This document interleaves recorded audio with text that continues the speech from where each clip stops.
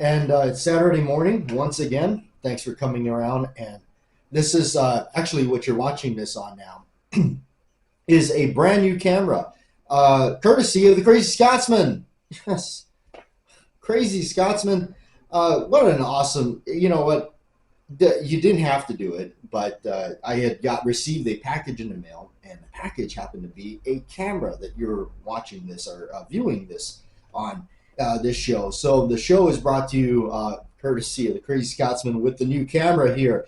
So anyway, I'm actually trying to bring up the other show that we had. So bear with me. One of the things that I'm trying to do, which is going to be very different from me, is um, this thing, the lens is here. You're looking at the lens, but there's a screen up there. So I'm trying not to look at the screen so much because if I do, it's going to look like I'm doing something like this. But anyway, but no, I'm glad it does have that feature because it is difficult sometimes when you don't know what's in frame or what I'm showing you or trying to talk about. So anyway, but no, this camera seems to be working out really well. It is a lot better than what I was using. In fact, what I was using was even though it is an older camera. This is a Sony Handycam. This one doesn't have quite the resolution that this one has. This one seems to have a better resolution for sure, without a doubt. So hopefully you like it, and hopefully everything sounds okay.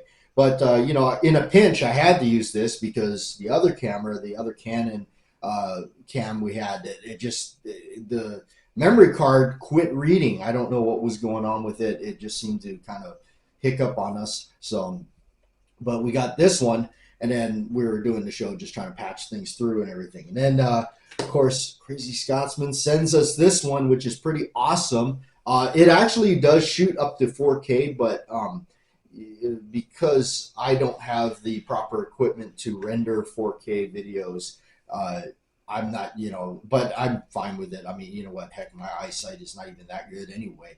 Um, but I actually learned a lot of that from my carry one, my good friend over there, which I know I get a lot of questions. Where's I carry one? He is good. He's just, you know what? I mean, he's just so barraged with a lot of stuff that he just, doesn't really have the moments to get on the YouTube and everything. So, which is understandable.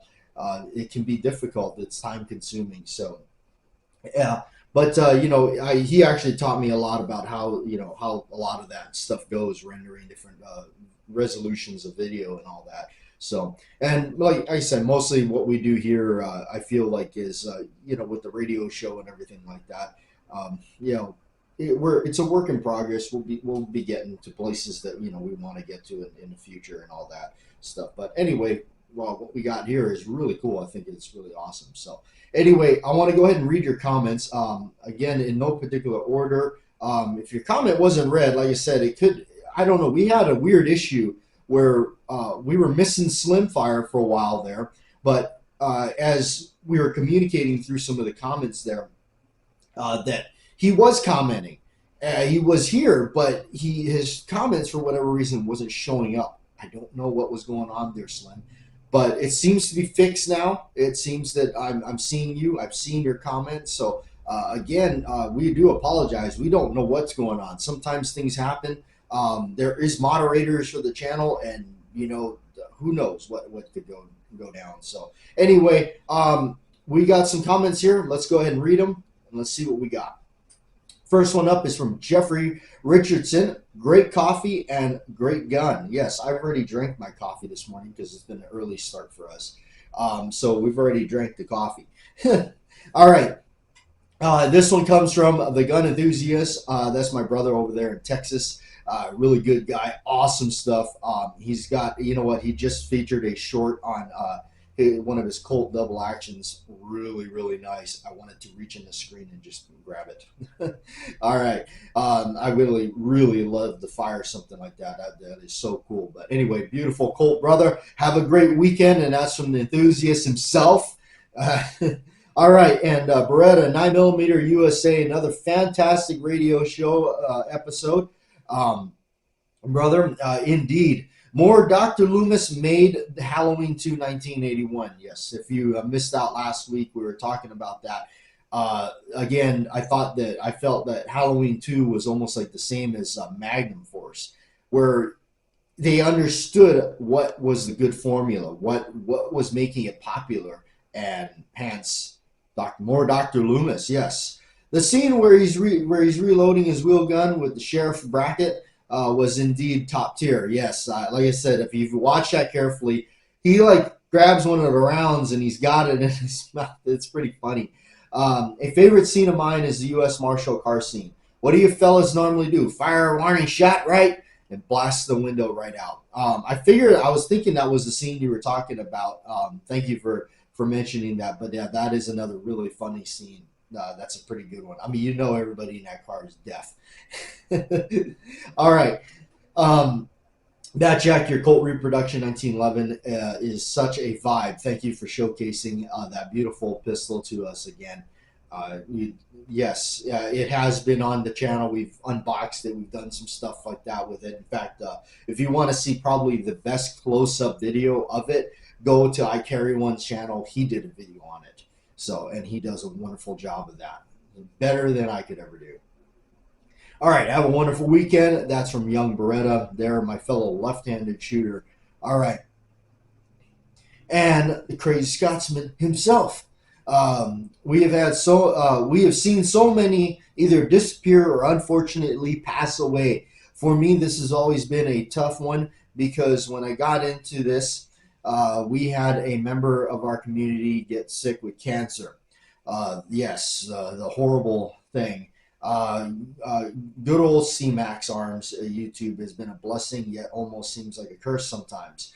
I would never change it, though. I have made lifelong friends and family. I am proud to be an American, and we are proud that you are Crazy Scotsman. People like you is what we need.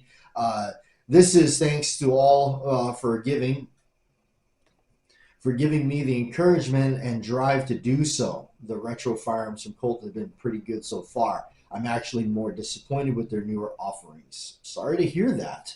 On the other hand, I'm going to have to disagree. I have been just absolutely floored by their newer offerings. I think that I can't wait to check out one of the Vipers myself. I really think, I like that new Python that I had sold a bunch of stuff to get. I just can't get enough of that thing. I think it's just phenomenal. So. But, I get it. Some people are not really into it. There's some stuff that are new offerings that I'm not into from other companies. So totally get it. All right. And this one's from, I believe this is, because YouTube does weird things with the names, but I do know who you are. You are listed as SW Connell, but I know who you are. We've talked in the past, and welcome back. I'm glad to see your comment come back around. It says, great to see you back, Jack. I haven't been watching GunTuber content for the past several months, mostly because I've gotten into collecting watches and restoring old hand tools.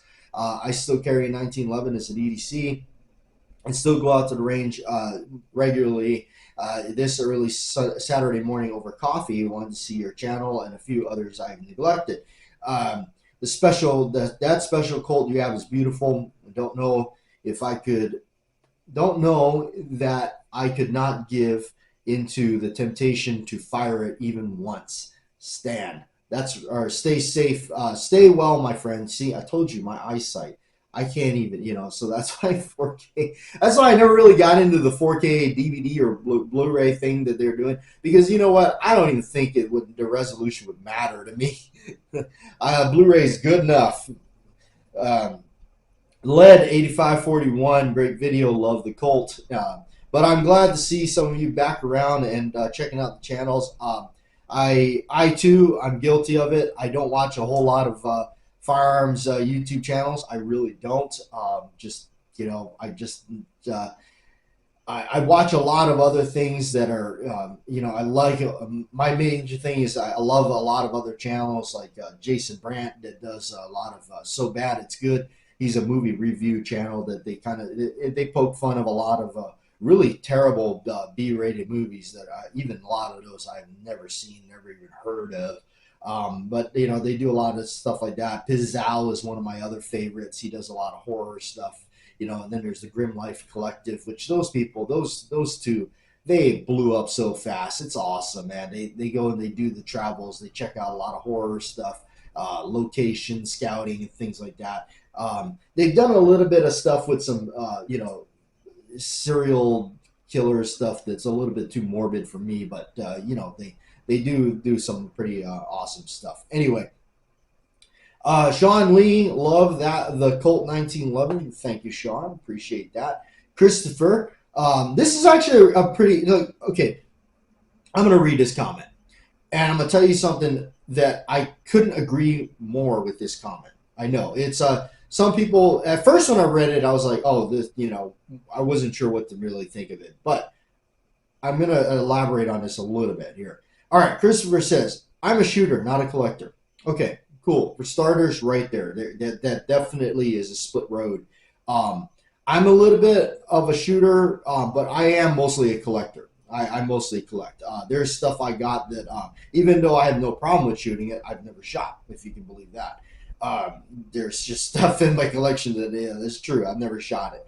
I have an old Colt Detective Special. It's an original one. I bought it because I love the movie French Connection. I've never shot the guy. All right. I would love owning and shooting the remake Colt 1911 because I wouldn't have to worry about damaging an original. There's a lot of truth to that. It's kind of like it is kind of like I had a reproduction in an old World War II A1 pistol by Inland that produced it out. I had one of those. Love shooting it because I didn't really want to just wear out one of the originals, even though I've shot the original quite a bit. I just don't, I'm not going to go out of my way, go to the range and blast 500 rounds out of it or something like that. So people tend to worry about damaging a finish on pistols, but they are made to be used. If they're extremely rare and valuable, they're not for me. Right there, I'm going to elaborate on that for sure. I'm definitely in the same boat. When I start seeing pistols that are exceeding up to just ridiculous numbers, I have no interest in owning them. I really don't. They're not for me either. Even though, yes, I'm a collector, but I'm also a collector by the means of my finances. I am not rich as hell. I'm not going to be able to just shell out 10 grand, 40 grand, whatever for some of these firearms that, some of the other people that are in that boat can have, and to them it's nothing. To me, it's a big something. In fact, anytime it's creeping up to $1,000, I'm kind of like, ooh, I don't, I can't really. And lately, what I've done for the past years is actually trade things out, because that's what a lot of us do that are, working class stiffs, 9-to-5ers, paycheck to paycheck. When we want something new, we look at what we have and say, well, what can I trade out? What can I live without? That's just how it goes. I can get rid of this, and if I get rid of that, I can have this. And that's mostly what I've done. And that's kind of reflection on the last comment from last week. Hey, what's your collection like? I don't really, it's like, that's kind of like, wow, I don't think that, because it changes. Why it changes? I've sold off things, traded off things because I wanted something else. That's the only way it works. That's just how it's going to have to work for me. So, and of course, a lot of things take priority. Whatever what you're going to do. Obviously, cost of living, as we know, is ridiculous. Everything. Your mortgage payments, all that stuff is first and foremost. So, and putting food on the table. So this kind of stuff is definitely back burner. This is just for fun. If we can do it, if we can swing it, definitely try to do it. So that's kind of where I'm at with that. Yeah, I'm not interested in that either. When I'm hearing like stuff that's like, stuff being sold for $500,000 because it's like super rare and collectible because they only made X amount of them. I keep it. I don't even want it. I don't want something that is so valuable like that. And that's why like that other one that I have, the one I showed you, actually, this is a little bit elaboration on that. The other one I showed you, I have one that I shoot. Yes, because this is the very first one I've ever owned. This is the black oxide finished one. I shoot this. I've shot the snot out of this thing. This thing is worn. It's got scratches on it. It's got a little bit of, rust spots that had happened because I lived on the island. But you know what? I don't really care. It doesn't bother me. I shoot it. So when that other one came along, I just kind of wanted it because it was a different finish. It was a more rare finish. Wanted to put it in a box, kept it really nice because it's beautiful to look at. It's one of the few. It's one of the. Actually, I shouldn't even say that. It's the only one I own that's like that. And it's not terribly valuable. It's not like super stupid valuable or stupid rare. It's not. You can find them. They're out there. Anybody can pretty much make a couple moves and buy one. So there it sits like that. If it was thousands of dollars, I wouldn't. You know, another example is something like that. I had a royal blued one that was it like 1 of 400 or something like that was in this box and everything. I ended up selling it. It's just what for, you know what?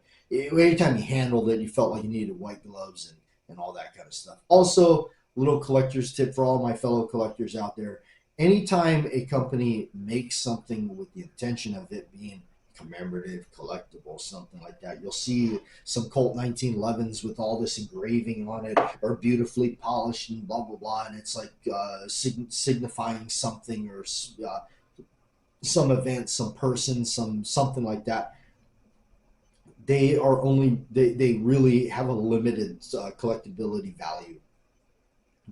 They're only going to range anywhere from 12 to 1800. That's usually the range on a lot of those, and that's it. They rarely exceed, and if they exceed, they're because somebody has deeper pockets and they don't really care, and they're willing to auction and build, buy it up. And that's the thing. That's what I kind of have a thing about auctions, is because you get people that are just like you said. They have deep pockets. They don't care. They're just going to bid it just to get it. And then other people see that and say, "Well, look, that one sold for $3,500. Maybe I can do the same." Well, then the people almost created their own inflation.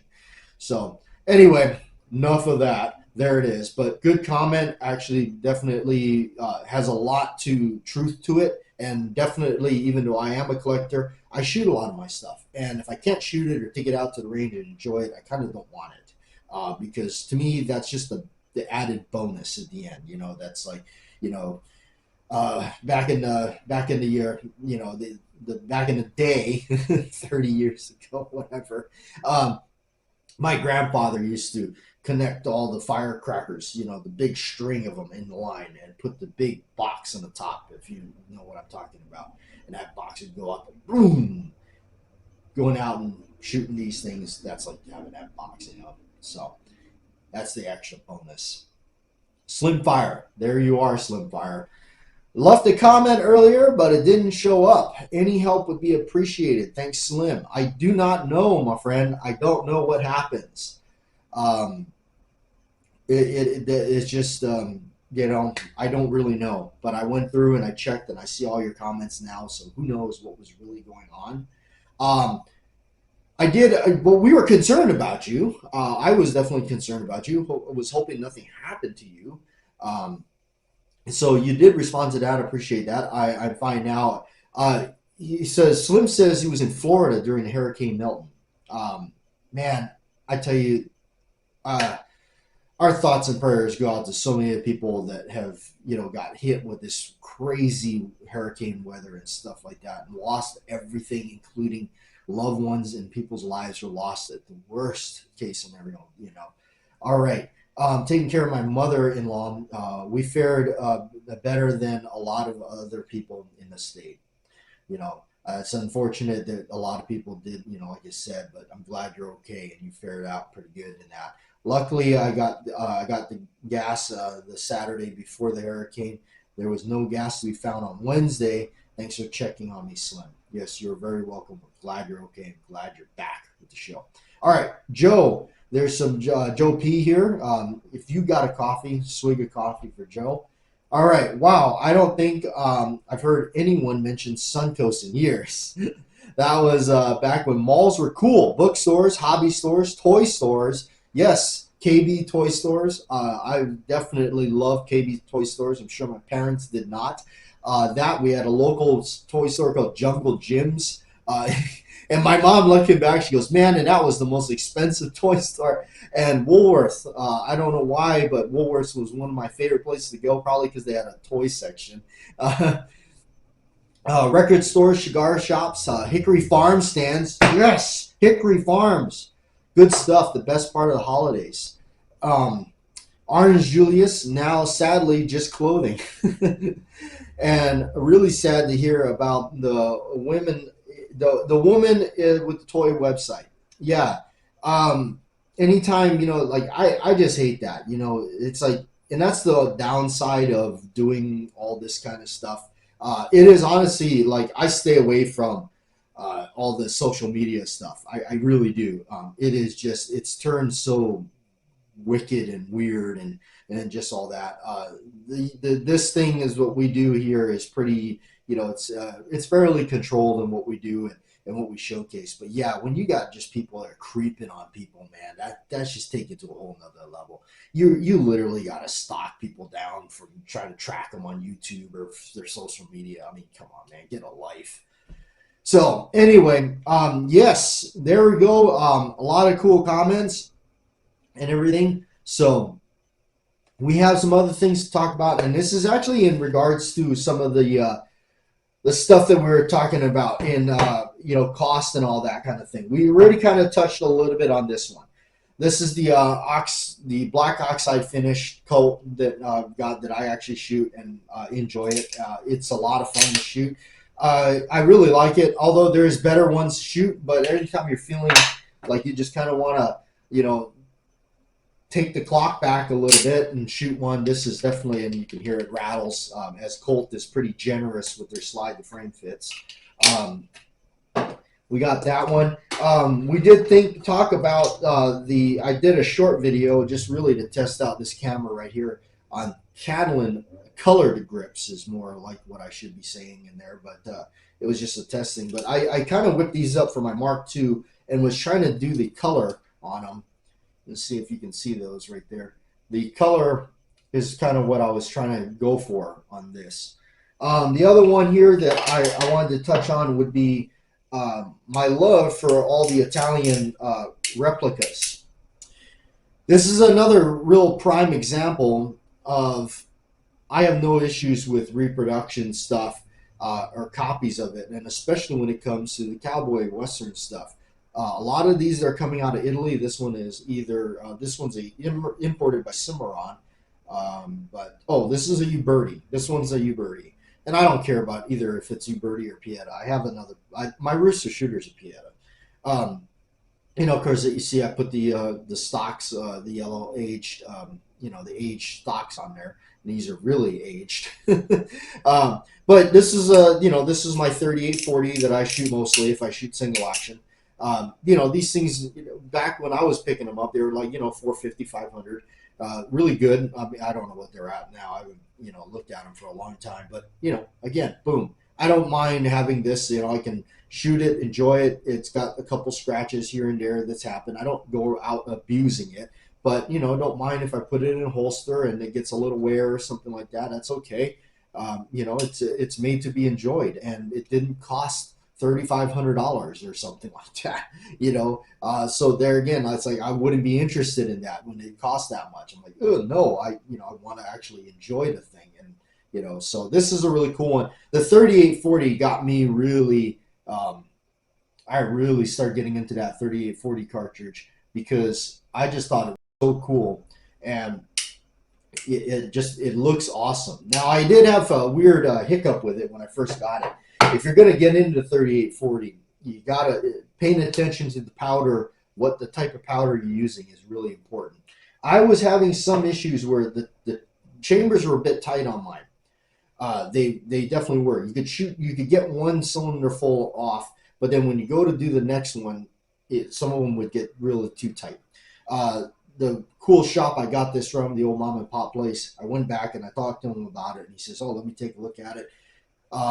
The gentleman hand reamed my cylinders for me for free. He just did it for me, fixed them up, took care of the problem right away. So it shoots like a champ. Love it. I love taking it out and enjoying it. I love the fact that this is an exact replica. It's got the hammer mounted firing pin. I don't care about the clicks. Everybody goes, "Oh, it doesn't have the 4 clicks or whatever."